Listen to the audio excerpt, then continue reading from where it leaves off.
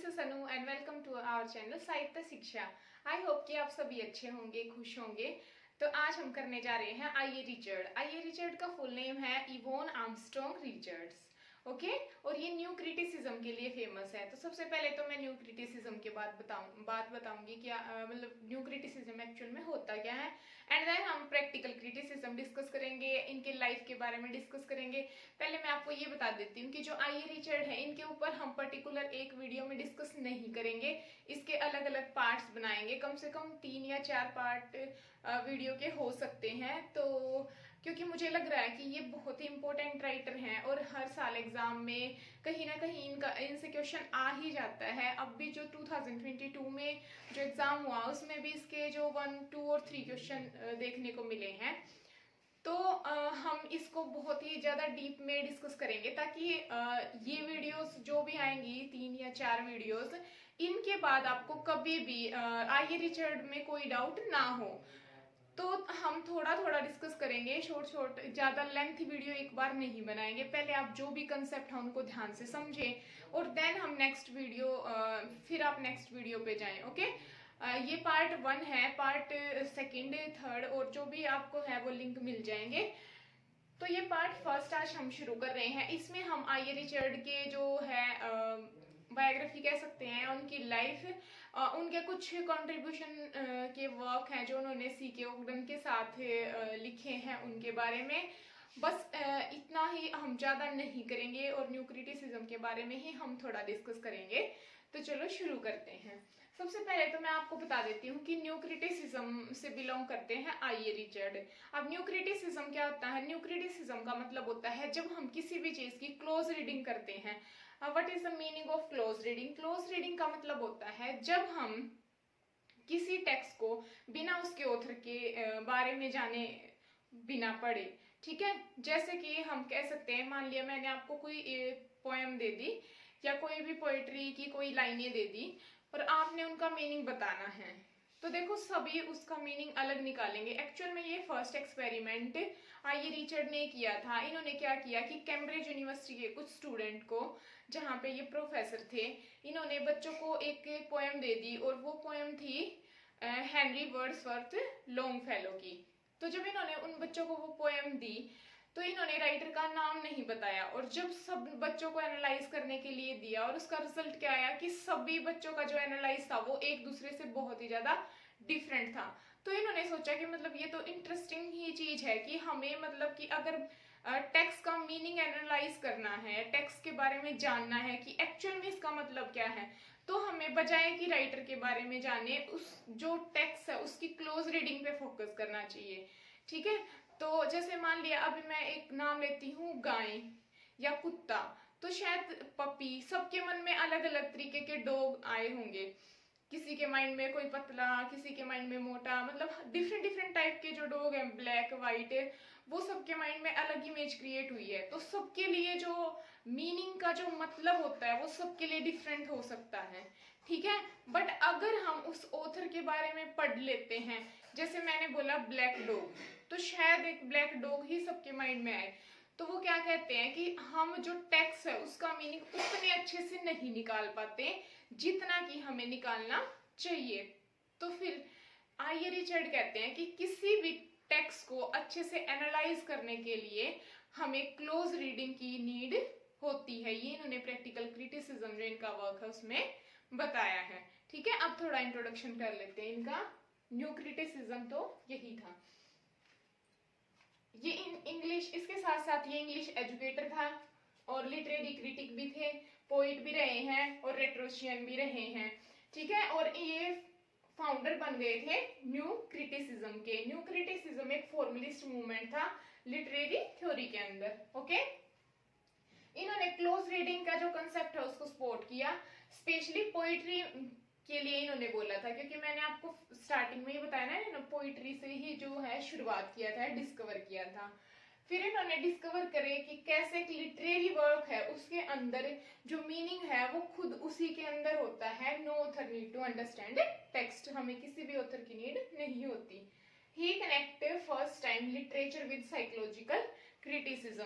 इन्होंने जो लिटरेचर है उसको साइकोलॉजिकल क्रिटिसिज्म और साइंटिफिक जो थ्योरीज है उनके साथ भी रिलेट किया। इन्होंने बोला कि हर चीज के पीछे एक लॉजिक होता है, कोई भी चीज बिना बात नहीं होती है, कोई लॉजिक होगा किसी चीज के पीछे, देन वो हमारे सामने आती है। ओके, ही ऑल्सो कॉल्ड, उनको critical consciousness of modern age भी बोला गया। ये क्यों बोला गया? क्योंकि वो हर चीज के ऊपर बहुत ज्यादा सोचते थे, किसी भी चीज को मतलब ऐसे ही नहीं साइंटिफिकली देखते थे हर चीज को, या साइकोलॉजिकली समझते थे उस चीज को, देन उसका जो एनालाइज है या उनकी उसका जो क्रिटिसिज्म है वो देते थे, इसीलिए बोला गया।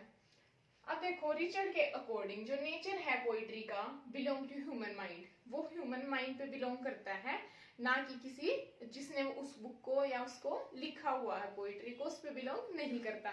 मान लिया किसी टाइम पे आपका मूड बहुत अच्छा है और आप एक सैड पोइट्री भी पढ़ रहे हो तो उसमें भी आपको इंजॉय फील हो रहा है, बट अगर आपका जो मूड है वो बहुत ही ज्यादा सैड है, तो अगर आप एक अच्छा सॉन्ग सुन रहे हो या अच्छा कुछ भी पढ़ रहे हो तो भी आपको उसमें जो है वो उतना इंटरेस्ट नहीं आएगा, चाहे वो भले ही कितना ही अच्छा हो। कभी कभी मूड अच्छा होता है, कहीं भी कोई जो सॉन्ग है वो चलता है तो हम उसको कैप्चर करते हैं और इंजॉय कर लेते हैं, बट अगर हम सैड होते हैं तो शायद हमारे पास भी कुछ अच्छी चीजें हो रही होती हैं तो भी हम उनको जो फील या इंजॉय नहीं कर पाते। तो according to I Richard this is the same thing. अब देखो, इसके इन सब चीजों के साथ साथ उन्होंने जो लिंग्विस्टिक है, लिंग्विस्टिक में भी अपना कंट्रीब्यूशन दिया है, और उन्होंने सी के ओगडन जो लिंग्विस्टिक थे उनके साथ मिलके कई बुक्स लिखी हैं, और जो लिंग्विस्टिक है उन्होंने उसमें भी कोलैबोरेट किया है। अब उनकी ये चार बुक हैं जो इम्पोर्टेंट है, इनके बारे में हम डिस्कस करेंगे। इनके टाइटल और जिस ईयर ये पब्लिश हुई वो तो आपको 100% याद रखना ही है, क्योंकि मैचिंग में या आजकल तो क्वेश्चन सीक्वेंस में भी पूछे जाते हैं कि फर्स्ट कौन सी पब्लिश हुई, देन, ठीक है। तो फर्स्ट है फाउंडेशन ऑफ एस्थेटिक्स 1922 में, and second is most important, इसमें इन्होंने एक थ्योरी भी दी थी जिसको हम बाद में डिस्कस करेंगे, द मीनिंग ऑफ मीनिंग। अभी के लिए जो करवा रही हूँ बस आपको उतना ही पूरे अच्छे तरीके से याद करना है। डिटेल जो डिस्क्रिप्शन है इनकी लिटरेरी थ्योरीज जो हैं या इनके वर्क्स जो इम्पोर्टेंट है उनका हम अलग सेपरेट वीडियो में डीपली डिस्कस करेंगे उनको। Okay, the meaning of meaning, इसका फुल टाइटल मैंने लिख दिया है क्योंकि आधा तो आपको इसी से समझ में आ जाएगा कि एक्चुअल में ये क्या कहना चाह रहे हैं। A study of the influence of language upon thought and science and symbolism। अब देखो, मीनिंग ऑफ मीनिंग है यानी कि मीनिंग का ही मीनिंग, ये स्टडी है जो इन्फ्लुएंस करती है लैंग्वेज को। किसके ऊपर? लैंग्वेज किसी भी थॉट, साइंस या सिंबल के ऊपर, ठीक है। ये 1923 में आई थी। Third is basic English. अब जो बेसिक इंग्लिश है इसका फुल टाइटल है general introduction with rules and grammar, ये 1930 में आई थी। ओके, इनका मानना था कि जो ग्रामर के जो रूल्स होते हैं वो बहुत जरूरी होते हैं, क्योंकि जो ग्रामर है ऐसा नहीं होता कि वो किसी सिस्टम को फॉलो ना करे, हमेशा जो ग्रामेटिकल रूल है वो किसी न किसी सिस्टम को फॉलो करते हैं, and system and logic are very important in our life. Okay, fourth is the Times of India guide to basic English, ठीक है। और जो ये टाइम्स ऑफ इंडिया है गाइड करता है बेसिक इंग्लिश को 1938 में, और जब इन्होंने बेसिक इंग्लिश के बारे में ये वर्क लिखा 1938 में, तो उससे पहले इन्होंने ट्रेवल किया चाइना में एक बेसिक इंग्लिश लेक्चर को अटेंड करने के लिए। अब आप देख सकते हो कि ये किस लेवल तक जो अपनी क्यूरोसिटी है, जो चीजों को क्लियर करने का एक मोटिव है वो सेट करके चलते थे। अब देखो, रिचर्ड और ओगडन के ये तो हो गए कोलैबोरेशन के वर्क जो लिंग्विस्टिक से जुड़े हैं और सारे ही इंपॉर्टेंट हैं। एटलीस्ट आप टाइटल और किस ईयर ये पब्लिश हुई है तो आपको पक्का याद करने हैं। उसके अलावा जो मीनिंग ऑफ मीनिंग है इसको हम अलग से भी डिस्कस करेंगे।